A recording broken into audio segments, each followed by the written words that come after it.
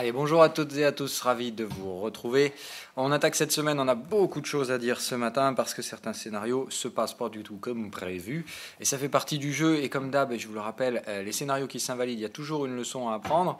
En tout cas, on va faire une espèce d'analyse autour de ça, voir si des erreurs ont été commises, savoir si donc il y a une progression à faire dans l'application de la stratégie ou si tout simplement on est dans une occurrence statistique. Je vous rappelle que la bourse, c'est un peu comme la roulette, quoi qu'il arrive. On ne maîtrise jamais rien, il peut y avoir des séries noires, il peut y avoir des séries rouges, il peut y avoir des séries de paires, des séries d'impairs, des séries de quoi qu'il arrive. Quoi que vous en pensiez, on est sur de la statistique, c'est-à-dire que c'est un grand nombre de trades qui permettent de procurer un avantage statistique, mais à court terme, on peut se faire démonter 1, 2, 3, 4 fois de suite, c'est pas un problème. Donc on va voir tout ça. Moi, je vous donne déjà la réponse, j'ai appliqué bêtement et simplement ma stratégie, je n'ai aucun regret, je n'ai commis aucune erreur. C'est simplement que parfois le marché va aller à l'encontre de ce que vous voyez, et tout simplement c'est comme ça, et ça fait partie du jeu. Avant tout ça, je voudrais commencer pour vous parler de ça. Donc je l'ai dit la semaine prochaine, je suis en vacances. Donc j'en ai déjà préparé le terrain dans le Discord. Aujourd'hui, on va en parler de manière un peu plus générale dans cette émission. Donc comme je prends des vacances et je vais dans le sud-est, donc j'ai passé toute mon adolescence là-bas, hein, donc j'ai pas mal d'années sur place. Et on s'est dit ça pourrait être sympa de se faire une petite réunion pour ceux qui sont dans le coin. On va dire dans le grand sud-est. Donc on a soumis un peu au vote pour voir géographiquement et en termes de plage de date ce qui pourrait intéresser le plus de monde. Pour l'instant, ça semble s'arrêter donc sur a priori le lundi 16, plutôt en fin d'après-midi. Et on ne sait pas encore exactement où, mais ce sera peut-être et probablement le casino de Aix pour la facilité de stationnement. Et comme apparemment il a été rénové, ça doit être pas mal. Il me semble que maintenant il y a une super chouette terrasse. Donc comme ça, c'est pas très cher, tout le monde peut se garer facile, c'est ultra simple à trouver pour ceux qui sont pas du tout de la région, enfin qui sont pas du tout d'Aix. Et ça me semble un bon truc. Donc on a créé en fait un canal sur le Discord ici qu'on a appelé Meeting Sud-Est. Donc si vous voulez partager avec les autres, voir et tout ça, il n'y a pas de souci, vous venez là. Sinon, a priori, ça semblerait rester sur ça. Donc le lundi 16, moi je serai dans le coin, donc je peux venir plus tôt s'il y en a que ça arrange plus tôt. On va dire entre 14h et 21h, voire 22h. Voire même plus tard si vous voulez.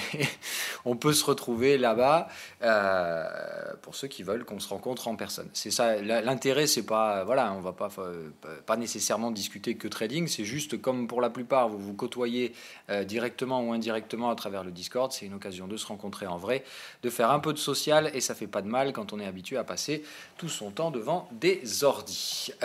Voilà. Donc, je vous invite à venir si vous voulez, il n'y a pas de souci, c'est gratuit, accessible à tout le monde, hein. C'est pas un truc d'utilisateur d'indicateur, c'est juste une occasion de se rencontrer, de discuter un peu, pas que de trading, et de passer un bon moment.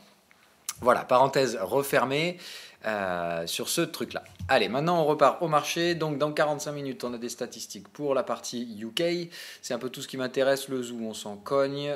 Enfin, on s'en cogne, ça peut être intéressant, mais bon, c'est pas le truc. Bon, de toute façon, les statistiques, vous avez bien compris le principe. Le marché n'en a plus rien à foutre. Wall Street, alors bon, ça va corriger un peu là, mais ça va pas s'attendre à aller bien plus loin que ça. On va en parler, hein, ça fait partie du thème du jour, mais on va d'abord commencer par le Bitcoin. Donc le Bitcoin qui sort de son canal, mais attention, on reste toujours quand même sur des signaux acheteurs, hein, c'est-à-dire que je vous avais dit l'autre jour que si le break était invalidé, on aurait probablement un range. Le truc, c'est que comme on a imprimé un cycle bullish, bon, normalement, ça semble... normalement, c'est plutôt un signal haussier, ce qui fait que normalement, on devrait valider le support du breakout. Bon, attention, la dernière fois, c'est ce que j'avais dit également, et on se l'est bien fait démonter. Donc, attention à ce que ça ne réactive pas bearish non plus quand même. C'est-à-dire que moi, dans ce contexte-là, après le signal bull ici, soit c'est un fake et on remonte, c'est-à-dire on vient juste chercher ce support et il fait son rôle. Par contre, si on vient chercher la zone bleue, je ne la paye plus. C'est-à-dire que là, dans ce cas-là, sinon on sera dans ce scénario-là, où là, clairement, c'est raclage intégral de stop et ça tombe. Moi, pour ma part, de toute façon, mes stops restent par là. Mais là, avec ce cycle bullish, je ne veux absolument pas voir le plus bas de la semaine passée cassé, c'est-à-dire que mes stops se trouvent là-dessous. Et je ne veux pas qu'on arrive ici. Si on arrive là, je sors. C'est des gains, hein. Attention, il n'y a pas de problème là-dessus, ça restera des gains. Mais je ne resterai pas dans ces positions-là sur le Bitcoin si ça devait retomber. Quitte à racheter éventuellement plus tard, mais je ne veux pas voir les cryptos tomber plus que ça. C'est tout ce que j'ai à dire pour la partie crypto. Donc normalement, vu qu'on a tenu un cycle bullish, même si on n'a pas validé le breakout en soi, il me semble qu'on a quand même tout ce qu'il faut maintenant pour repartir. Mais bon, on travaille cette zone de range à plat. Normalement, c'est une extraction haussière qui doit se mettre en place. Certainement pas la cassure du support majeur derrière. Donc je veux une sortie haussière de la bougie hebdomadaire qui est une bougie en plus haussière. On a passé le plus clair de notre temps au-dessus de la bougie hebdo précédente et on a tenu une belle clôture en haut. Normalement, on casse le plus haut de la bougie et clairement pas le plus bas. Si c'est le plus bas, c'est que les bears sont certainement beaucoup plus forts que les bulls et dans ce cas-là, je ne veux plus être dans le camp des acheteurs. Ça va de soi, toujours pareil pour Ethereum, IOTA et compagnie, il n'y a pas de souci. On passe au marché action.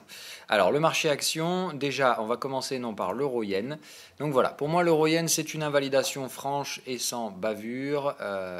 Voilà, bon c'est dans la logique de toute façon de Wall Street, c'est-à-dire que comme ce marché est débile, il faut le laisser faire. Donc cadre technique invalidé, obligation de déclencher des stops sur la partie euro-yen, mais il faut trouver un nouveau cadre technique. Je l'ai déjà trouvé, mais j'attendais tout simplement de voir s'il allait se valider ou non. Je vais vous le présenter aujourd'hui. Ça, c'est plus d'actualité. Alors si, ça c'est d'actualité, ça ne l'est plus. Voilà. Donc tout ça, c'est terminé. On est bien sur des schémas de vagues haussières. D'accord, là on a bien de la vague haussière, on ne peut pas chercher autre chose. Là ça veut dire une première vague haussière et ici on est donc en train de faire une deuxième vague. Donc c'est une structure comment A, B, C, d'accord, impulsion, correction, impulsion, mais on voit qu'on ne franchit pas non plus de grosses résistances et là on avait la même chose, impulsion, correction, impulsion, correction, correction, impulsion. Donc théoriquement, pour moi ça sous-entend ni plus ni moins qu'on est très probablement en train de former une bonne vieille ending diagonale, c'est-à-dire une structure de tendance baissière mais sous forme de range, c'est-à-dire qu'on n'arrive pas à faire 3 vagues baissières, on n'en fait que 2 à chaque fois, mais ça reste une structure qui dominera sur la baisse, je pense. Je reste donc vendeur de l'euro-yen, mais pour l'instant en stand-by, en attente tout simplement de nouveaux signaux de vente. Ça veut dire que normalement on doit rentrer dans le domaine de la une, bon ça c'est fait. Donc la vague 1 on est là, et généralement, et je vous donne cette petite astuce, on vient chercher les supports qui ont servi, les zones qui ont servi de support dans la vague 1 deviennent des zones deviennent les zones résistantes dans la vague 4. Donc ça me donne plusieurs zones. Moi j'ai celle-là, accessoirement carrément celle-là, mais elle me semble vraiment haute et on ne peut pas l'utiliser. Pourquoi? Parce que dans une ending diagonale, on ne revient pas chercher la vague 2. Donc ce niveau-là ne me sert à rien. Je vois donc ce niveau-là, allez, éventuellement un petit intermédiaire par là. Ça fait 3 niveaux à vendre. Pourquoi j'en prends un en particulier, celui-là? Tout simplement parce que celui-là, il se trouve parfaitement sur le zone ABC, un report 100%. Donc ici, au niveau des 132,37, c'est ici que je recartouche l'euro-yen. Et alors là, je vais le prendre et je ne vais pas faire semblant, puisque là, il y aura des prix très intéressants. De même, avec une invalidation très proche. Mais là, le cadre technique précédemment proposé est donc invalidé. L'euro-yen est haussier pour la simple et bonne raison que pour l'instant, Wall Street ne veut rien lâcher. Attention, Wall Street s'amuse, c'est toujours pareil, mais ils vont s'en prendre une bien violente, un de ces quatre, ceux-là, et ils vont s'en souvenir, ils vont la sentir passer. Parce que je vous rappelle que Wall Street n'a absolument pas baissé. Alors on va parler de Wall Street après, parce que voilà, comme d'habitude c'est un gros scénario celui-là, mais c'est des scénarios hebdo-mensuels, donc il ne faut pas non plus être pressé si on se trompe sur les timings. Comme je trade en 2 heures, il est possible que je m'y reprenne à plusieurs fois avant de choper encore une fois le sommet des indices. Vous pouvez être sûr que celui-là par contre, quand je vais le choper, il va me donner des grosses baisses. Et de toute façon, comme maintenant on monte, je vais juste changer mon contexte. Alors, on va en reparler après. Allez, donc l'euro-yen, voilà, je le laisse remonter, je viens chercher donc cette zone ici, et là je suis prêt à le cartoucher allègrement. Je pense qu'on va venir jouer le breakout de cette zone juste pour emmerder le monde. Mais attention, si ça vient ici et que ça chute, je reprends sans problème. Mais voilà, théoriquement, ici on a une petite zone à breaker, je pense qu'on va aller la faire juste pour aller déclencher des stops. Venir à 132,40, ici je dégomme. Enfin on va dire dans cette zone-là, voilà, proche du 100%, on a un gros cluster, des niveaux de retracement, tout ce qu'il faut. Je pense qu'ici normalement c'est juste bien bear. Et voilà. Donc dans le schéma pour moi c'est ça. On vient chercher des niveaux de retracement type 76,4, c'est généralement ce qu'on fait. Là, étant donné qu'on est dans un marché complètement couillon à Wall Street, on risque de monter un peu plus haut pour venir chercher la zone des 132. Et c'est par là, évidemment, que je suis prêt à dégommer l'euro-yen. Tout repli vers les supports, c'est une reprise vendeuse pour ma part. Je préfère être clair, hein. On retombe ici si je repasse short sans hésitation pour aller casser ce bottom. Donc voilà, patience, mais il me semble que l'euro-yen, ils nous emmerdent. Ils veulent continuer à nous emmerder, ces putains d'investisseurs à Wall Street. Ils veulent pas lâcher les gains, mais c'est pas grave. Ça, c'est ce que j'appelle du greed. C'est-à-dire que là, ils s'accrochent à leurs gains, mais le jour où il faudra les rendre, tout le monde fera la même chose. Je vous l'ai déjà dit, Wall Street, c'est de la fin de cycle. Il ne faut pas acheter, si vous vous amusez à acheter ça autrement que sur des scénarios 15 minutes, on va dire 2 heures, vous êtes plutôt mal barré pour la suite. Donc patience pour l'instant. Attention, hein, là en l'état, on a déjà cassé le sommet de la vague A. Si ça se replie, il ne faut pas pleurer. Hein. Moi, si on casse des supports, je vous l'ai dit, je n'hésiterai pas à rentrer. Maintenant, pour l'instant, ce breakout haussier que je pensais absolument impossible à valider, il est validé. Merci Wall Street, hein, il n'y a que eux qui permettent ça. C'est pas tellement la hausse de l'euro, c'est surtout l'écrasement complet du yen qui permet ces mouvements-là. Tout simplement parce qu'il n'y a plus de sentiment de risque. Voilà, on déclenche tous les stops des vendeurs, donc il n'y a plus de risque. Et dans ce cas-là, Wall Street performe et le yen n'est pas du tout recherché, voire complètement vendu. Ça, c'est pour la partie euro-yen. Donc une invalidation, ça arrive, je vous le dis, c'est pas bien méchant. Celle-là, elle me fait chier parce que j'avais du levier sur ce scénario-là. Donc là, je me prends un max drawdown à 2,5 voire 3%, je crois, sur ces positions-là. Donc ça fait mal. Celui-là, il me fait mal, je vous le cache pas, encore une fois. Je déteste ça, les gens qui cachent les pertes. Donc voilà, ça se passe mal. Pour ça, on va voir que le compartiment action, ça se passe mal également. Sur le GBP, voilà, j'ai envie de dire, hier, c'est la journée de merde, hein. Il y a des jours comme ça. Le marché m'a cassé les couilles hier sur tous les scénarios. Le GBP se performait très bien en début de journée. Et puis, le truc de Boris Johnson. Et pour une raison X ou Y, le marché vend ça. Alors que c'est plutôt une bonne nouvelle de se débarrasser de cet imbécile. Voilà. Bon, on va les comprendre, ça n'a pas trop plu, donc hier, décrochage complet du GBP.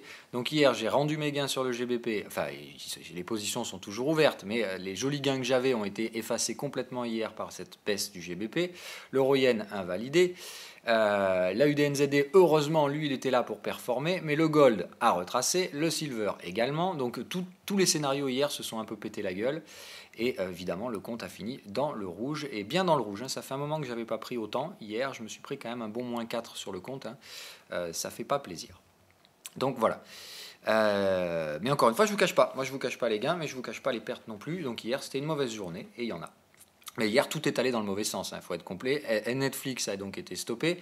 Nvidia, forcément, ça retrace, donc les gains s'envolent. Qu'est-ce qui me reste d'autre? J'avais Tesla, c'est en train de remonter pareil, donc je suis en train de perdre des gains. Apple, ça remonte, donc ça creuse les pertes. Donc voilà, c'est des trucs comme ça où hier, ça s'est pas bien passé sur l'ensemble des secteurs. C'est-à-dire hier, c'était le mode risk-off et on ramasse tout le pognon des vendeurs. Donc évidemment, forcément, moi, je suis obligé de donner une partie de mes gains, voire encaisser des pertes sur certains scénarios. Mais c'est le jeu, c'est comme ça. En même temps, moi, j'aurais raclé tous les stops des acheteurs si on était tombé. Hein. Et j'étais bien clair sur le fait que je ne détenais absolument pas la vérité. Le VIX s'écroule, on est de nouveau sous les 13. Donc j'ai envie de dire, on est sur une nouvelle manipulation. Hop, nouveau cycle manipulatif. On voit bien le truc, hein, voilà, écrasement complet de la volate. Donc là, il n'y a plus rien, il ne se passe plus rien. Attention, par contre, celui-là a démarré plus haut que les précédents. Donc moi, là, je serai quand même beaucoup plus prudent sur les cycles de manipulation, en sachant qu'on a réussi cette fois à faire un plus haut avant. Donc moi, celle-là, je n'en prendrai pas part. Je reste toujours sur le fait que Wall Street, ça va mal tourner à un moment donné. Je ne sais pas ce qui va déclencher. Je sais juste que je ne veux pas être acheteur de ce marché parce que je sens un mauvais truc. Maintenant, voilà, je ne peux plus vendre. Je me suis fait dégommer, je vais donc être patient et attendre un nouveau cadre technique que je vous présenterai tout à l'heure. Voilà pour la partie FX. Donc le problème pour moi, c'est le yen par rapport au scénario. Le GBP, j'espère que les catalyseurs qui arrivent au courant de la matinée pourront permettre de refranchir les résistances ou en tout cas de s'en rapprocher à nouveau. La partie gold, voilà, j'ai envie de dire, un jour peut-être on va y arriver, mais non. Voilà, pour l'instant toujours pas, c'est-à-dire que le scénario, c'est acheter des actions, vendez tout ce qui peut servir de levier pour le risque, c'est-à-dire les métaux, le gold, tout ça on s'en fout, métaux précieux, vendez, achetez des actions, messieurs, dames, vendez votre yen, allez-y, faites-vous plaisir. Voilà, moi je pense que plus Wall Street joue à ça, moins ça va se produire. et que évidemment, je ne veux pas faire partie de ceux qui achètent les sommets. Donc, moi, je reste patient. Le prochain scénario sur lequel j'ai une bonne confiance, c'est l'US Oil qui viendra probablement chercher cette zone-là. Voilà, il déborde son TP comme attendu. Donc là, on avait bien un beau signal, double signal, mais sur un TP, je vous rappelle que vendre les TP, c'est quand même compliqué. Donc, on attend, et en plus, là, dans le cadre technique, il faut aller plus haut. La vague 5 doit aller chercher légèrement plus haut. J'attends donc soit celle-là, les 75,50, soit les 76,50. Ici, c'est mon prochain scénario sur lequel j'ai une bonne confiance. Je m'attends donc à ce qu'en gros, on trompe un peu le timing à la fois à Wall Street, sur le yen, sur le gold et tout ça. Mais dès qu'on arrive là, je pense que tout le monde d'un coup va s'en prendre une grosse cartouche. C'est-à-dire, je m'attends à ce que Wall Street se prenne une grosse claque quand d'un coup, on va probablement se rendre compte soit que les résultats d'entreprise ne sont pas au rendez-vous, soit que la croissance n'est pas vraiment là. Et là, je peux vous dire, ça risque de faire mal. Et là, ça vendra de l'US Oil, ça achètera du gold, ça vendra du dollar. Donc, avoir un peu tout ça, ça achètera du dollar en refuge. Et normalement, on devrait quand même retrouver notre yen très fortement acheté également. Donc on verra tout ça, c'est parmi les prochains scénarios à développer. Pour l'instant, je reste toujours quand même vendeur des autres indices, c'est-à-dire Hang Seng, FTSE et Eurostoxx 50. Je reste vendeur de ces actions-là parce que je pense que Wall Street fait tout pour tirer les cotes, mais qu'on a bien compris qu'on était déjà sur les fins de tendance sur l'ensemble des autres parties du monde. C'est juste qu'il y a Wall Street qui ne veut pas rendre les gains pour plusieurs raisons, on va en parler juste après. Parce que tout s'explique, c'est toujours pareil, il y a toujours une explication, mais l'explication, on l'a toujours après. Qu'est-ce qui permet à Wall Street de monter en ce moment? Il n'y a pas grand-chose en fait. C'est toujours les injections qui permettent les injections monétaires qui sont faites de façon indirecte, c'est-à-dire toujours pareil, le soutien au crédit de court terme. La Fed, elle injecte toujours elle permet toujours d'amener de la liquidité à court terme, et le taux de repo se stabilise toujours à proximité des 2%. On n'arrive pas à décoller au-dessus des 2%, donc ça reste, voilà. On est sur le fil du rasoir, sur une zone très dangereuse où soit il faut que ça parte en bulle pour qu'on ait réellement des forts rendements et des grosses targets à viser en termes de rendement sur les actions, soit tout simplement emprunter pour acheter des actions avec un rendement à 2%, ce ne sera pas intéressant en termes de gestion du risque, et tout simplement on ira rapidement se mettre sur les actifs refuges. Mais pour l'instant, Wall Street a des étoiles plein les yeux, ils veulent de la performance, ils font tout pour vous la vendre, et pour l'instant, ça fonctionne. Voilà. Donc moi, je ne lutte pas contre ça, je vais attendre de nouveaux signaux techniques à Wall Street, et je vais donc vous donner mon nouveau scénario. Donc il faut repartir en daily, comme d'habitude, et quand on est ici, moi je vous ai dit, là c'est la zone que défendent les vendeurs. Le problème, c'est que ça me va quand on en vient de la dump zone, c'est-à-dire quand on passe de la dump zone, qu'on la traverse et qu'on vient chercher la zone des vendeurs, là c'est bien, c'est une zone où effectivement c'est intéressant de vendre. Là où ça me pose un peu plus problème actuellement, c'est que là on est venu chercher la zone, on a fait un pullback dans la dump zone, elle est là la dump zone, je vais vous la dessiner. Hop. La dump zone, c'est en français, c'est zone de trading neuneux, c'est comme ça que j'avais appelé ça, ouais, voilà. Hop, voilà, donc là vous avez la dump zone, zone de trading neuneux. Et là, ce qui me gêne, c'est que vous voyez, on est venu chercher la zone de vente, pullback dans la zone neuneux, on en fait 50% et on n'arrive pas à la traverser, et on revient chercher la zone de vente. Généralement, ça veut dire que vous êtes planté et que le scénario, c'est pas du tout du range, mais que c'est de la tendance. Donc voilà, notez bien ça, quand vous avez un range et que dans ce range, on fait un pullback dans la zone neuneux à 50% et qu'ensuite on revient chercher une des bornes, généralement la borne cède. Donc là, moi je ne suis pas du tout en train de rechercher des ventes à Wall Street. On a franchi cette résistance et je pense qu'on va chercher à franchir ça. J'en tenterai peut-être une petite dernière là de vente, mais vraiment, vraiment ultra spéculative. Et il faut qu'on ait terminé un schéma haussier. Et je pense sincèrement au contraire qu'on va déborder ça. Alors tout doucement, c'est-à-dire que je m'attends quand même à ce que le marché fasse ça, que ça consolide, qu'on repousse et qu'on aille s'inscrire dans le sommet historique pour terminer 2019 éventuellement au plus haut. C'est ce que Wall Street voulait. Il ne faut pas se leurrer, c'est ce que Wall Street voulait. Mais là, on est en train de dépasser le plus haut trimestriel. Donc j'ai envie de dire que mon scénario de baisse, il est quand même assez peu probable, sauf si ici on se fait cartoucher. C'est-à-dire si là Wall Street ça rejette violemment et que ça fait un double top, ok. Mais là pour l'instant, vendre ici c'est beaucoup trop dangereux. Le risque c'est surtout qu'on essaye de grappiller les stops. Et tout simplement, comme il n'y a plus de vendeurs, il n'y a plus de sentiment vendeur, regardez le VIX où il est. Pour moi, on est dans le même schéma où en fait on commençait ces phases-là. Voilà. C'est-à-dire qu'on est à peu près là et il nous reste tout ça à faire. C'est-à-dire que Wall Street va complètement tenir l'écrasement de la volate, probablement, et passer toute cette zone à plat avant probablement d'aller se diriger vers le sommet historique. C'est ce que suggère le VIX. En tout cas, comme on se lance dans ces nouveaux cycles manipulatifs, vous voyez que derrière il ne se passe plus rien pendant plusieurs jours. C'est ce qui risque de se passer. Ça, on ne fait plus rien pendant plusieurs jours, et ensuite on retrouve une phase de risque. Et la question qui m'intéresse, ce sera de voir si le VIX est capable de basculer sous les 11. Si le VIX est capable de faire ça, honnêtement, je touche plus du tout les actions pendant 6 à 12 mois. Mais alors derrière, quand je vais le faire, ça va faire mal. Donc là, il faudra être très patient. C'est deux scénarios. Moi, soit ça va merder à court terme, et entre guillemets, là, on prend juste les gens pour des cons, et la volatilité, elle marche plus.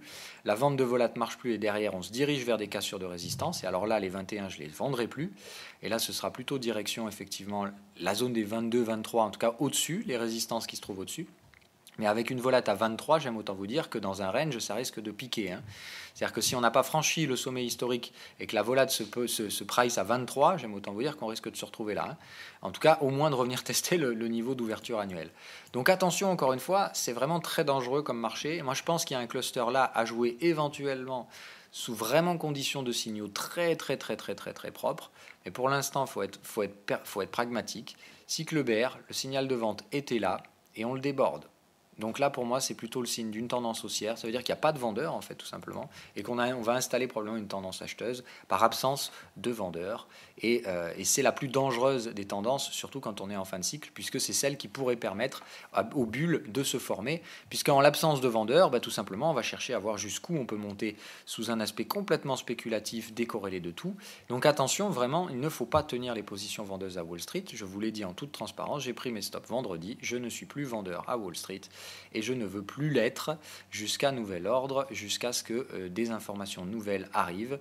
Et pour l'instant, ce n'est pas le cas. Donc sa force aujourd'hui est malheureusement l'invalidation de l'euro-yen à cause du yen. On va en parler juste après du yen. Voilà. Donc le yen index qui va rouvrir plus bas aujourd'hui, puisque comme l'euro-yen a cassé son support, a cassé sa résistance, vous savez que le yen vient de casser son support. Donc ce qui me gêne, c'est que on va probablement venir casser le bottom ici et venir fermer le gap, ce qui veut dire qu'effectivement sur la partie yen, il reste encore un gros potentiel de baisse qui m'emmerde considérablement sur la partie euro-yen et surtout qui fausse complètement mon décompte, puisque ici on n'a pas d'overlap qui se met en place par rapport à cette vague-là. Donc soit ça corrige brutalement et je vous dis Wall Street se fait prendre à contre-pied pour une raison X ou Y, mais en attendant, je pense que là il faut un élément exogène à Wall Street pour ramener la réalité, parce que les investisseurs ont décidé de balayer complètement tout le risque de trade war et compagnie. C'est-à-dire qu'en gros, voilà, on a pricé ça pendant un moment. Encore une fois, Wall Street a pricé ça mon cul. Ils ont baissé de 3,5%, là où les Chinois en ont pris moins 20%. Surtout que les analyses qui ont été faites par les économistes d'impact réel de la guerre, d'une guerre commerciale, seraient plus préjudiciables aux États-Unis qu'aux Chinois. Donc, il faut m'expliquer comment, en étant plus préjudiciable aux États-Unis qu'aux Chinois, le pricing des actions est fait moins 20 en Chine et moins 3,5 aux États-Unis. Voilà. Bon. Donc, qu'est-ce qui a réellement permis ça ? C'est en fait la conjonction de plusieurs phénomènes, l'aspect refuge du dollar, d'une part, et surtout les rachats d'actions. On atteint des niveaux historiques de rachats d'actions. Là, on dépasse tout ce qu'on a connu par le passé.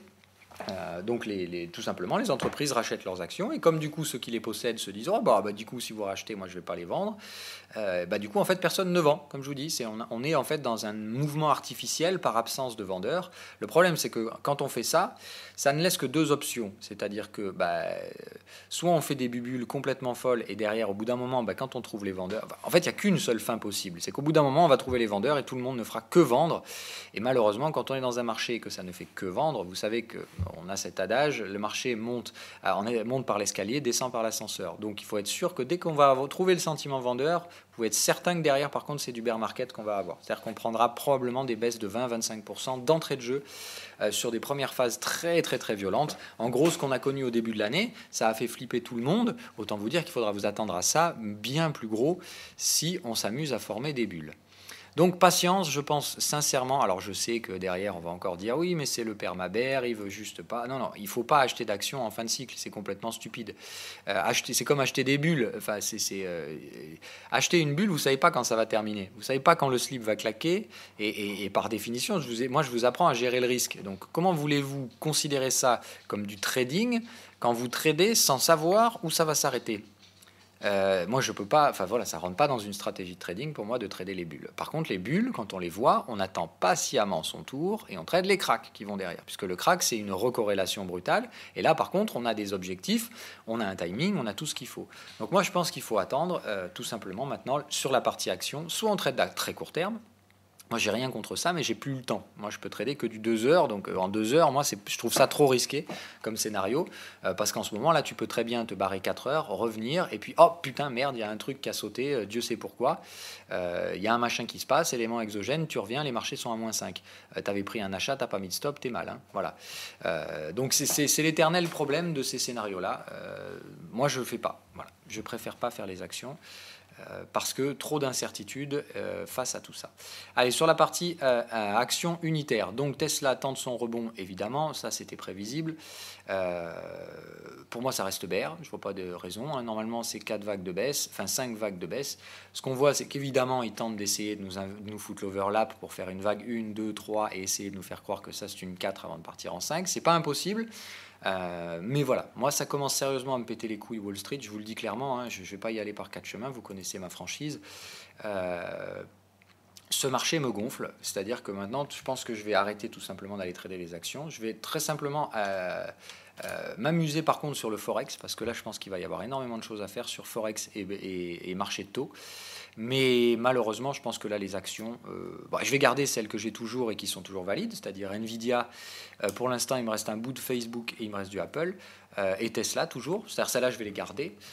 Tesla, j'ai une vente parfaite. Donc, avant de prendre une perte sur Tesla, il va falloir qu'il s'accroche. Mais voilà. Pour l'instant, je vais garder ça dans l'espoir que peut-être Wall Street se pète la gueule pour une raison X ou Y. Puisque je vous dis, au bout d'un moment, plus c'est tendu, plus le moindre petit catalyseur externe pourra foutre la merde et embraser complètement le bûcher. Mais pour l'instant, c'est pas le cas. On voit bien qu'il y a peu de risques, qu'on est plutôt reparti pour un nouveau cycle manipulatif, enfin pas manipulatif, mais un nouveau cycle d'écrasement complet de la volatilité. Et l'écrasement complet de la volate, ça permet aux indices de performer à mort. Mais c'est toujours les mêmes qui performent. On achète toujours le même secteur, c'est toujours les Fangat. C'est eux qui sont tirés en premier. On est en train de créer des fossés énormes dans les cotes à Wall Street. Donc c'est ce qu'on fait, c'est qu'on crée des Hindenburg-Omen. Hein. Ce dont on avait parlé la dernière fois, quand la structure de composition de l'indice est complètement faussée et qu'en gros vous avez quelques actifs qui composent, qui performent et qui font la performance de l'indice, alors que tout le reste derrière est à la traîne. Quand vous avez ça, c'est signal d'un marché en fin de tendance, qui vous met toujours des bougies haussières, c'est-à-dire que si vous faites une analyse chartiste, vous avez envie d'acheter. Le problème, c'est que ce genre de marché-là, très rapidement derrière, ça s'inverse et ça devient très moche assez rapidement. Allez, on vient sur Wall Street, je vous montre mon scénario hebdo-mensuel, juste pour remettre les choses dans leur contexte. Voilà, hop, on efface tout. Donc voilà, je vous rappelle que Wall Street, donc si on se met sur une phase trimestrielle, voilà pour moi le schéma dans lequel on est. La crise de 2008, d'accord, une première vague de hausse, une troisième ici, merci les QE, une cinquième vague, on est donc sur la dernière. Il y a deux options, ici soit ça s'arrête, soit ça part en vertical et derrière on casse tout. Mais par contre, attention, hein, si on part en vertical, c'est 3005, 3006 et par contre derrière c'est 1004, hein, c'est-à-dire on divise la valeur par deux et je pense dans tous les cas que la prochaine récession nous ramènera sur les niveaux précédents, c'est-à-dire 1600 $ pour un S&P 500. Donc imaginez-vous que tout ce qu'on va remonter derrière, ça se perdra quoi qu'il arrive. Donc ne vous amusez pas à acheter ça. Regardez quand même qu'en trimestriel, le momentum est prêt à repartir au sud avec une belle divergence. Ça se voit bien hein, qu'on est allé plus haut ici que là. Donc là, on a un momentum divergent, sine wave vient de passer par la zone de vente, on est prêt à coller une oscillation baissière. Je préfère vous dire très franchement qu'en trimestriel, le moindre avalement baissier ici, c'est game over pour Wall Street. Donc là, c'est bien, ils se sont limités sur le risque. C'est-à-dire, regardez ce qu'on a fait en trimestriel. Là, aujourd'hui, on vient de le passer. C'est-à-dire que là, on vient de casser le sommet trimestriel, on vient de s'offrir, donc théoriquement, un nouveau trimestre de hausse. Donc je pense que là, ce qui est à venir, en termes de schéma, pour moi, c'est plutôt ça. C'est-à-dire un nouveau trimestre de hausse à voir derrière. Très fin, hein, c'est-à-dire qu'encore une fois, là, on va commencer à concentrer les flux de manière extrêmement dangereuse. Mais voilà comment je vois les choses, entre guillemets. Un nouveau trimestre ici, et ensuite un trimestre méché. Et derrière, c'est là qu'il va falloir passer aux choses sérieuses. C'est-à-dire ici, je m'attends à ce qu'on ait une bougie mèche haute. Je sais pas, il n'y a pas un truc pour dessiner des bougies déjà? Je ne me souviens plus comment on fait. Oui, on fait du ghost feed.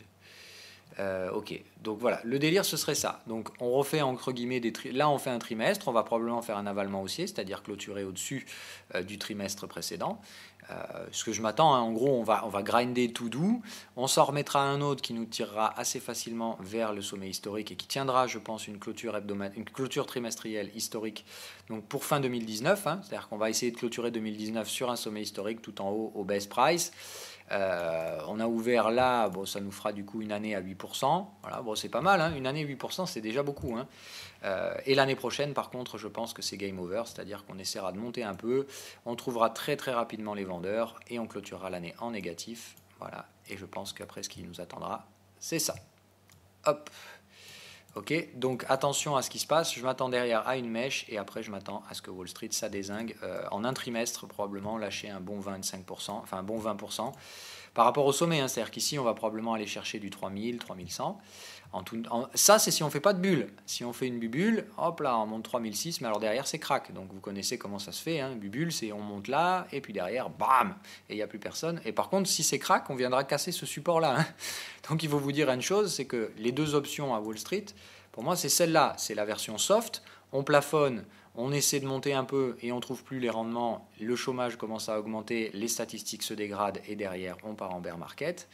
C'est-à-dire première bougie impulsive, on remonte, enfin, vous connaissez le schéma et on revient là à terme, hein, en espace de 1 à 2 années quoi. D'accord? C'est-à-dire que le schéma entre guillemets, si on l'imagine avec des bougies, attendez je vais neutraliser un peu tout ce merdier parce que là on n'y voit plus rien. Tout ça, ça a été débordé de toute façon, on s'en fout. Voilà. Yes. Ok, ça on s'en fout. Ça c'est notre cours d'ouverture annuelle, je voudrais le garder. Voilà. Donc là, il faut vous dire une chose. Alors ça c'est mort, il n'y a plus d'objectif non plus. Tout ça c'est terminé. Le scénario est avorté. Voilà. Donc le principe c'est ça. Je vois bien un truc comme ça. Derrière, effectivement, bah, on remonte. Hein, c'est toujours pareil. C'est-à-dire que quand on craque, on ne va pas non plus tout droit en enfer, mais voilà. Attendez-vous donc à un truc comme ça, des petits trimestres, hop, là, ils s'attendent de bien remonter, et derrière, on remet une bonne grosse, on renchaîne, voilà, et on arrive à 1600, ici, on réduit la volate, vous connaissez le schéma classique, on range, hop, et puis on repart sur un cycle économique à la hausse, ok ? Donc le schéma pour moi c'est ça. Wall Street c'est plus ou moins ça qui nous attend. Alors après je ne maîtrise pas la durée, mais entre guillemets en général c'est plutôt 1 à 2 ans de baisse. Donc à Wall Street attendez-vous quand même à un truc comme ça. Moi dans le schéma. Ça c'est le schéma, tout va plutôt bien, c'est-à-dire que l'économie explose pas non plus. C'est pas game over. C'est vrai, c'est un scénario plutôt positif en fait. C'est-à-dire que là, on corrige, et puis derrière, on retrouve un nouveau cycle haussier, on purge toutes les bulles de crédit, QE et compagnie, on revient chercher les valorisations post-QE, en fait, et derrière, après, on repart sur un nouveau cycle économique. Option numéro 2, on fait les couillons, on monte, on vient faire les imbéciles, hop, on vient chercher des trucs complètement foufou comme ça, ici, on plafonne, on passe 2 trimestres, ou ne serait-ce qu'un trimestre, ici, et dès qu'on a un avalement baissier trimestriel, ce sera l'hécatombe. Et là, par contre, c'est ça d'entrée de jeu. C'est-à-dire que là, il faudra revenir casser le support. Là, c'est la méthode crack, hein, d'accord ? Donc là, c'est la méthode moche. La méthode où on vient, on plafonne, et ici, on s'écroule. Vous savez comment ça se passe derrière. On remonte, on fait un dead cat bounce, et après, c'est game over, et on se lance dans des phases de crack beaucoup plus durables pour retourner où ? Au même endroit, sauf que je pense qu'on ira un peu plus bas en cas de crack. Ok ? C'est-à-dire qu'on sera allé plus haut et on ira peut-être un petit peu plus bas, probablement rechercher ces zones-là, donc les 1003, 1004. Mais là, par contre, je peux vous dire que l'économie, elle va en pâtir grave. Hein. C'est-à-dire que là, on repart sur du 20-25% de taux de chômage, des mouvements sociaux, enfin le grand classique qui n'est pas très jovial, quoi. Donc faire très attention à ça, je pense que c'est un peu le danger, le gros danger de Wall Street. Mais attention, ça c'est pas impossible hein, de faire un cycle complètement vertical, complètement couillon. J'ai même envie de dire, ça demande pas de trimestre pour le faire. Hein. On peut très bien là se lancer d'ores et déjà à la formation des bulles et partir complètement en vertical. Vous voyez, où là dans ce cas-là, on fera des trimestres comme on n'en a jamais vu. Hein, en fait, des trucs. Alors là, il faut se mettre en log évidemment, hein, puisque vous connaissez le principe. C'est-à-dire que quand on fait n'importe quoi, on met des graphiques en log pour justifier le n'importe quoi. Donc attendez-vous à ce que sans problème, on puisse dans éventuellement, même d'ici la fin de l'année, hein, se retrouver déjà sur des 3004, 3005. Si on y arrive, vous savez par contre que derrière, à l'horizon un semestre, c'est l'hécatombe. Voilà. Donc ayez ces scénarios en tête. Moi, ce sont mes scénarios de long terme. C'est pour ça que je cherche uniquement des ventes à Wall Street. C'est parce que je me projette déjà dans ces scénarios trimestriels. Mais comme je trade en 2 heures, il faut bien être conscient que trouver un timing en 2 heures quand on cherche à déclencher un scénario trimestriel, forcément, il faut accepter de se planter. Mais j'ai aucun regret, si vous voulez, dans la mise en place de la stratégie ici. J'ai bien respecté tout bêtement et simplement ma stratégie à Wall Street. J'avais des signaux vendeurs, je les ai vendus dans un contexte daily, vendeur, avec des signaux 2 heures qui corroboraient tous ces trucs-là. J'ai aucun regret. Voilà, mais il se trouve que Wall Street choisit l'opposé, je le laisse faire les cons. S'ils veulent installer une bulle, ils installent une bulle. Dans tous les cas, moi ce qui m'importe, c'est d'avoir des coups d'avance, c'est de savoir ce qui va se passer derrière, d'avoir un schéma à appliquer en fonction des choix que fera Wall Street. Si Wall Street décide de corriger, pas de souci. C'est totalement possible qu'ici Wall Street échoue à son franchissement haussier trimestriel et on va aller se faire le franchissement baissier, hein. Donc attention à ce que ça ne soit pas ça non plus, la sortie. Mais là, bon, ça a plutôt tendance à dire, moi, tant que j'ai pas là au moins un avalement baissier daily, je ne vais pas m'amuser à spéculer sur le fait que Wall Street va agressivement se retourner ici. Donc là, je reste patient. J'ai pris un stop il y a 2 jours, je ne vais pas revendre immédiatement aujourd'hui. C'est une règle que je vous ai donnée qu'il faut penser à appliquer. Donc voilà, restez patient, je pense pour l'instant. Si comme moi vous aviez pris des scénarios vendeurs sur la partie Wall Street, quand on spécule, je vous rappelle l'image que je vous avais donnée, c'est on tire ses cartouches sans savoir si on arrive à toucher nos cibles. Il ne faut pas vider son chargeur, il faut garder quelques cartouches dans le chargeur et surtout pas retirer immédiatement après un premier coup de feu. Donc là on attend. Tout simplement d'avoir des signaux à Wall Street, savoir si ça plafonne à nouveau ou si on continue doucement vers des oscillations haussières pour aller franchir les sommets historiques. Je vous souhaite une agréable journée. Je vais répondre à vos questions, effectivement. Alors, tac. L'USD-MXN, oui, on va en parler. Je le vois pas mal remonter. Oui, on verra. Alors, je pense vraiment BTC, il faut faire attention. C'est vraiment du 50-50. C'est pas personne ne sait où il va, mais et je pense pas que ce soit une affaire de conviction. Je pense que c'est une affaire de flux et c'est une affaire de spéculation. C'est-à-dire qu'il faut spéculer et il faut le faire bien. C'est-à-dire qu'il faut acheter sur des zones où on peut spéculer. Moi, je pense que c'est une zone d'achat spéculatif, mais qu'évidemment, si ça tombe, il faut pas hésiter. Voilà. Par contre, la zone de vente sur laquelle on est, je la trouve très agressive pour des ventes spéculatives. Même moi, je trouve ça trop agressif de repasser vendeur tout de suite. Donc, même si ça doit retomber, je ne rentrerai vendeur que sur des scénarios de cassure, pas sur des scénarios spéculatifs. Oui, mais je suis vraiment pessimiste sur le futur de l'économie. Ça, il n'y a aucun doute. Parce que quand je vois la résilience qui se met en place, c'est des schémas, si tu veux. Moi, j'ai jamais vécu la fin de cycle, donc c'est quelque chose que je découvre. Alors peut-être que je me suis trompé et que je prends un biais peut-être un peu trop bearish, mais ça, l'histoire, l'avenir le dira, si tu veux. Donc j'apprends, si tu veux. À ce stade-là, je suis en train de faire quelque chose que je ne connais pas. Je suis en train de créer les futurs patterns qui me serviront derrière sur tout le reste de ma vie de trader. Le truc, c'est que je ressens quelque chose que j'en discute, si tu veux, avec d'autres confrères qui ont plus d'expérience que moi pour essayer d'apprendre de leur expérience à eux. Et moi, ce que je vois ressortir assez souvent, c'est que la plupart de mes confrères, ils se disent « Waouh, j'ai jamais vu ça non plus, en fait ». Et ce qui me fait un peu peur, c'est que du coup, en fait, on est dans un contexte où personne n'a jamais vu ce qui va se passer.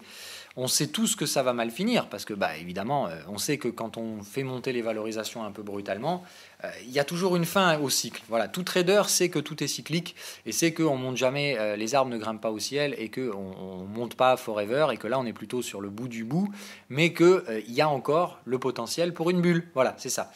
Et le principe, c'est qu'aujourd'hui, la bulle, elle est extrêmement risquée à trader. Et se mettre à la vente tout de suite, c'est extrêmement risqué de la même façon. Donc en fait, tout le monde perçoit bien la tension sous-jacente du marché, sauf que le VIX, non. Donc en fait, on est tous conscients que c'est pas cool ce qui se passe en ce moment et que ça va mal finir, mais on ne peut pas non plus jouer agressivement contre ça, ni même en prendre part, parce que personne ne sait vraiment ce qui va se passer, quoi. Et c'est surtout qu'on est dans un cadre où la récession qui vient derrière va être moche. Voilà. Tous les gros à Wall Street vous le disent, la prochaine récession, ça va être très moche. Mais on ne sait pas vraiment quelle forme ça va prendre. Et moi, ce que je trouve fou, c'est que face à cette réaction-là, que fait le marché ? Il se projette vers toujours plus haut. Voilà. Alors que normalement, ici, on devrait se dire « Oh putain, effectivement, on est dans un cadre qu'on n'a jamais vu, on ne sait pas ce que va donner la liquidité du QE dans un bear market. » Et voilà. Donc, on devrait se poser des questions. Et Wall Street fait quoi ? Wall Street fait l'inverse. C'est-à-dire qu'au lieu de se poser des questions, Wall Street fait tout pour massacrer ceux qui se posent des questions. Pardon. Hop. Et c'est ça c'est la démarche en fait qui me gêne un petit peu. Parce que tu vois, l'ensemble des autres marchés ont eu des réactions que je considère beaucoup plus rationnelles. Le marché n'est jamais rationnel, mais enfin, il n'est pas toujours rationnel. Mais quand tu vois les corrections qu'on a fait en zone euro, je les trouvais saines et normales. La correction chinoise, je l'ai trouvée également très saine et très normale. Bon, eux, ils y sont allés un peu fort avec les moins 25. Et t'as que Wall Street, en fait, qui n'a pas corrigé. Donc tu te dis, est-ce qu'il y a un problème dans la tronche des Golden Boys? Moi, je pense que oui. Et ça crée des distorsions de marché qui, comme toujours, je vous l'ai dit, les distorsions, alors appelez ça comme vous voulez, manipulation, machin. Pour moi, le vrai mot, c'est distorsion. Quand on crée des distorsions, ça finit toujours mal. Donc quand je me dis, ça finit toujours par se recorréler.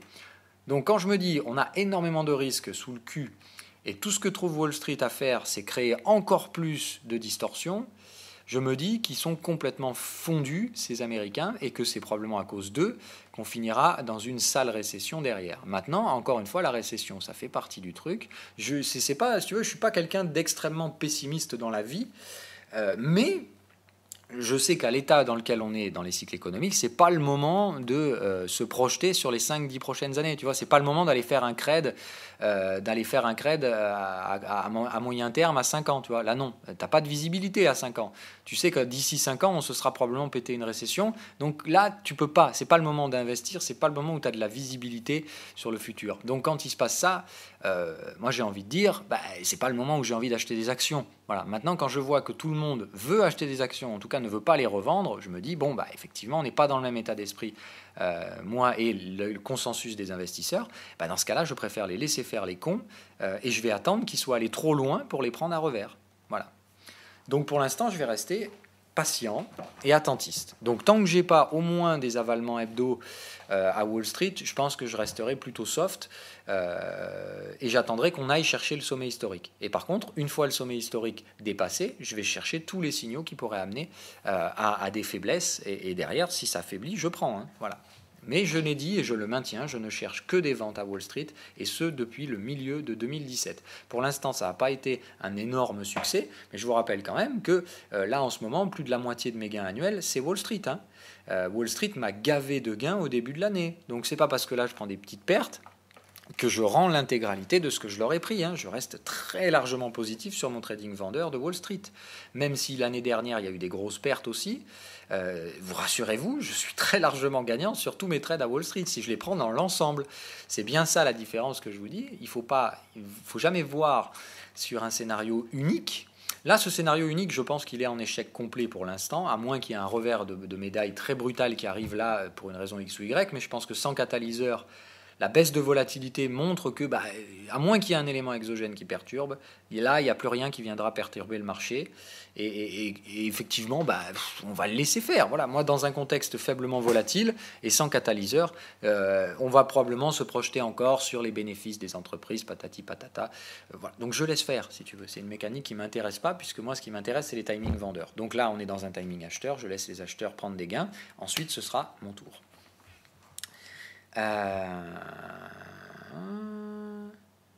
Lorsque j'ai le sentiment qu'on reste juste dans un gros range, oui, c'est possible. Encore une fois, c'est possible. Mais moi, j'ai des signaux plus acheteurs que vendeurs dans ce range. Donc, on va voir. Si les signaux acheteurs sont complètement massacrés, c'est qu'il n'y a pas d'acheteurs et que dans ce cas-là, ce sera de nouveau un marché vendeur.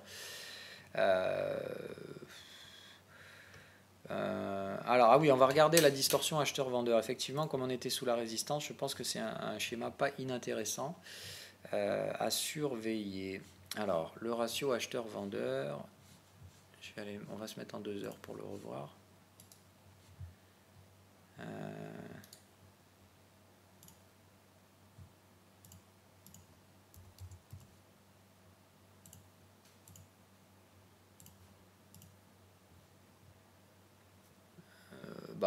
Non, moi je n'ai pas une distorsion, je n'ai pas une grosse distorsion. Ça rappelle ça. Non, moi je n'ai pas de distorsion là. Hein. On travaille les prix. Je vois pas je vois pas de distorsion, vraiment aucune. Il y a beaucoup d'acheteurs, ça oui, mais c'est pas voilà. Pour l'instant, voilà, on est sur la target du sine wave. Vous voyez, je peux pas faire plus simple. Sine wave, elle est là, la target pile poil. J'ai envie de dire le support est peut-être légèrement plus bas, donc on peut quand même y aller. Là maintenant, toute réactivation haussière, moi je suis même prêt à reprendre un petit achat quoi. On est survendu, on est divergent caché puisqu'on est toujours au-dessus du support précédent. Hein. Ouais, on est plus bas sur le momentum. plus haut sur les prix. Là, dès que ça fait un avalement haussier, moi je suis prêt à y aller, hein. Je peux même vous mettre une petite alerte immédiatement parce que je pense que c'est intéressant. Hop.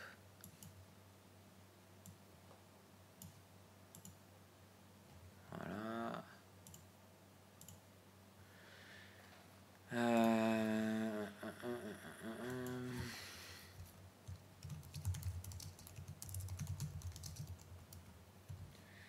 Hop.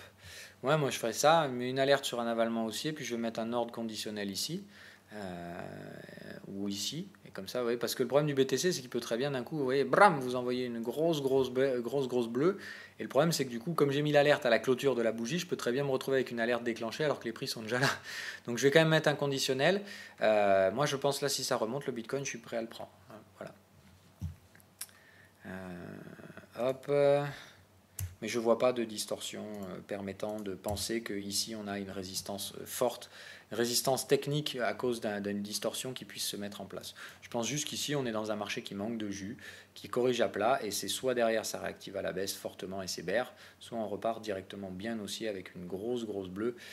Voilà. Mais pour l'instant, pour moi, la dynamique est plutôt haussière puisqu'on arrive de ce range par le bas. Je ne vois pas de raison qu'on ne reparte pas par le haut. Hop, les autres questions. Alors,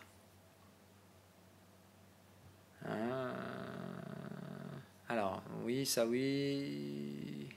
Ta vision, elle est tout à fait juste. De toute façon, tant qu'on casse pas 6008 ou qu'on casse pas 5007, ça reste du range. Mais je pense que on a plus de chances d'en sortir par le haut. Le VIX, oui, pour moi, c'est pas toujours, enfin, c'est pas manipulé, mais voilà, il y a une distorsion très claire sur le VIX à nouveau et un écrasement complet de la volate. Donc voilà, je dis bravo, les acheteurs ont eu raison, moi j'ai eu tort je vais pas, voilà, je regrette rien. J'ai simplement respecté ma stratégie et si c'était à refaire, je le referais.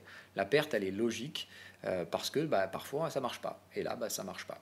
Voilà. Ce qui me gêne un peu, c'est que malheureusement, ça entraîne des scénarios qui pour moi étaient vraiment propres comme l'euro-yen, ça les entraîne au fossé à cause de cette connerie de vente de volatilité et de schéma toujours prise de risque à maximum à Wall Street qui est un peu dangereuse. Voilà. Donc ça me gêne parce que ça m'invalide des scénarios sur lesquels j'avais des leviers, ça me fait perdre beaucoup de gains, voire ça me fait prendre des pertes et ça c'est chiant. Voilà, ça c'est chiant parce que j'aurais bien aimé le récolter mon euro-yen, mais attention, hein, celui-là ce n'est que partie remise. Je reste vendeur sur l'euro-yen, je vais le reprendre plus haut, mais celui-là je le laisse pas tomber hein, et je récupérerai tout ce que je viens de donner sur le yen, hein, ça c'est clair.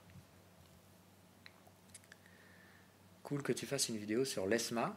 Alors, il va falloir que tu m'expliques de quoi tu parles. Il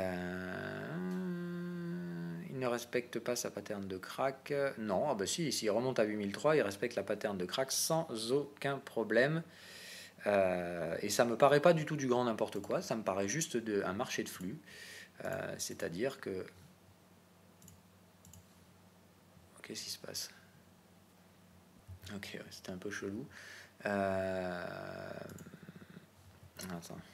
Non, pour moi, si on remonte à 8003, 8003, c'est absolument pas gênant. Hein. Si tu prends le pattern de crack, ça nous fait remonter là, on rebaisse, bam, on s'écroule, et puis après on stabilise et on remonte. Il y a aussi la possibilité que je te dis, c'est qu'ici, en gros, on s'écrabouille ou qu'on remonte tout doucement. Moi, ce que je veux voir dans tous les cas, c'est pour qu'il y ait un scénario acheteur, il faut qu'il y ait moins de volatilité. C'est-à-dire que là, tant qu'on continue d'avoir des grosses bougies comme ça, je pense que la possibilité, c'est quand même qu'à bout d'un moment, on finisse par trouver de quoi nous enfoncer sous les 4000 $. Moi, ça m'intéresse, encore une fois, c'est clair. Mais voilà, je pense que là, théoriquement, ce qui nous attend, c'est plutôt un scénario, vous voyez, comme là, en fait, où on ne fait jamais de pullback. Vous voyez, on essaie de remonter, on essaie de racler, de faire monter l'optimisme. En fait, regardez, à chaque fois qu'on remonte, on remonte toujours en vertical, il n'y a jamais de pullback. C'est pour ça que je m'attends à ce que là, vous voyez, on remonte un bon gros coup, voire on essaye de racler un bon mouvement vertical pour venir franchir derrière la résistance. Vous voyez, moi, je verrais bien un truc comme ça, là, clac, ça monte un bon coup, on arrive même à franchir les 7008, 7009, on plafonne comme ça, on fait un pullback, on remonte un coup. En fait, vous prenez ça, vous le copiez, ou vous prenez ça et vous le copiez ici, et ça nous amènerait effectivement vers la zone des 8005, et à 8005, hop, on plafonne, et on fait quoi? Et boum, on retrouve un bear market, sauf que celui-là sera plus vertical, je pense. C'est-à-dire que vous voyez, là, on a ralenti, on a freiné les cycles, je m'attends à ce que le prochain, il soit vraiment vertical, et après on arrête. Et là, pour le coup, je serais sûr qu'on a fini le crack. Enfin, en tout cas, les probabilités seront bien plus marquées. Alors, Je suis à la recherche d'actifs ou de devises à traiter qui soient complètement décorrélés des marchés US et de l'influence des actions. Ah, pour moi, l'AUDNZD, c'est le meilleur. Vraiment, c'est vraiment le meilleur. Après, SECNOC, moi, j'éviterai ce truc-là. Mais ça peut être intéressant. Mais le problème, c'est que SECNOC, tu vas avoir un spread de bâtard. Moi, je ne sais même pas si, s'il est proposé chez Active Trades. Je vais voir, attends. Alors, je ne l'ai même pas chez Active Trades. Par contre, je l'ai chez IG. Mais bon, voilà. Bon, moi, je ne sais pas. À voir, hein, ça peut être intéressant, mais je ne sais même pas. Voilà, le spread, après, le spread est énorme. Mais après, c'est clair que ça, un truc pareil, ça va être complètement indépendant de ce que tu verras sur les actions US et tout ça. Je pense que oui, c'est pas, ça, c'est des paires qui seront complètement décorrélées, ces trucs-là. Donc oui, il n'y a pas de souci. Je comprends ta démarche, je la valide, il n'y a pas de souci. Rationnellement parlant, ça se tient, il n'y a pas de problème. Maintenant, bon voilà, moi, il va de soi que cette année, bah oui, le seul scénario qui pour l'instant il y a les scénarios de début d'année qui ont très bien fonctionné, mais alors depuis c'est un peu n'importe quoi. Voilà. Alors il y a eu le scénario chinois qui a aussi très bien fonctionné, il y a eu de gros gains encaissés sur le Hang Seng, mais c'est voilà. En fait, le seul scénario là qui me met en échec pour l'instant, c'est la partie US, et ça enclenche malheureusement le raté sur d'autres scénarios comme par exemple les métaux. Alors c'est pas encore perdu hein, sur les métaux, pas du tout, mais c'est vrai que ça prend une tournure qui me plaît pas trop. Quand je vois en plus le yen pas recherché, je me dis oui, aïe, aïe, ils vont encore tout faire pour nous tirer. Donc là, ma fin d'année, j'attends maintenant pour terminer l'année le scénario pétrole qui j'espère pourra déclencher des premiers replis à Wall Street et enfin peut-être retrouver un peu d'attrait pour le yen et surtout pour les métaux. Et on verra un peu on verra tout ça. Voilà. Donc pour l'instant, moi vraiment patience. Je vous l'apprends toujours. La leçon que je veux essayer de vous transmettre aujourd'hui, l'émission est un peu longue, mais c'est pour cette raison. C'est que voilà, quand vous avez tort, c'est que vous n'avez pas nécessairement tort réellement sur la fin, sur la finalité, mais c'est une affaire de timing. Donc là, voilà, ce que le marché me montre, c'est ce qui m'a montré déjà plusieurs fois ces débuts d'année, c'est que on fausse le timing avec la volatilité, et donc j'ai pas envie de lutter contre ça. Voilà. Ça peut très bien durer encore une semaine ou une semaine et demie avant que Wall Street puisse enfin lâcher un peu de lest. Donc je veux pas, si vous voulez, me positionner vendeur face à ça. Je vous l'ai dit, hein, encore une fois, moi je respecte ceux qui ont acheté. Ils ont eu raison au final. Moi, j'étais pas d'accord avec eux. Je pensais qu'on était dans un contexte de range. Pour l'instant, on n'est toujours pas invalidé par rapport à ce contexte, mais ça semble montrer qu'on se dirige plutôt effectivement sur un contexte de fin de tendance, mais un contexte tendanciel quand même, qui ne colle pas donc avec ce que je tradais. Il est logique de prendre des pertes. Je vous l'ai toujours dit, quand on se trompe sur le cadre technique, si on a bien fait son job, normalement on ne prend pas de perte, on est stoppé à break-even. Si on a un peu moins bien géré son entrée, on prend une petite perte. Si on se plante sur le contexte, généralement on prend une perte et c'est un max drawdown. Donc là, je me suis planté sur le contexte. C'est normal que si vous voulez, sur les US, j'ai lâché. Là, globalement, si vous voulez, l'invalidation de tous les scénarios là sur les US, ça va me coûter, oui, à peu près 3% de capital. Action plus indice compris. Voilà. Et à titre comparatif, je vous le rappelle, la baisse m'a rapporté 19%. Voilà. Donc bon, vous voyez le rapport, c'est clairement pas, j'ai aucun regret, si vous voulez, à lâcher ces 3%, mais c'est sûr que ça m'embête un peu parce que ça fait des semaines, voire des mois que j'ai déjà fait preuve d'énormément de patience sur les scénarios indiciels avec déjà les 3 premières manipulations du VIX. Je suis franchement surpris de voir que ça fonctionne une nouvelle fois ici. Mais c'est comme ça, donc je ne lutte pas et je laisse le marché faire son job.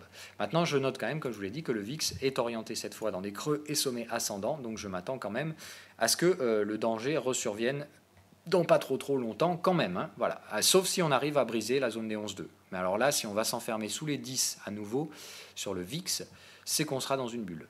Hein, voilà. Donc à voir. En tout cas, pour l'instant, regardez, le momentum a déjà brisé ce creux. Donc c'est soit ça tient, c'est une divergence cachée et derrière, bam, on va remonter brutal. Soit je vous dis, c'est clairement, on va aller se diriger vers la cassure du support avec un écrasement complet de volat pour aller chercher peut-être la zone des 10. Mais une volatilité à 10, c'est qu'on est sur les sommets historiques. Voilà.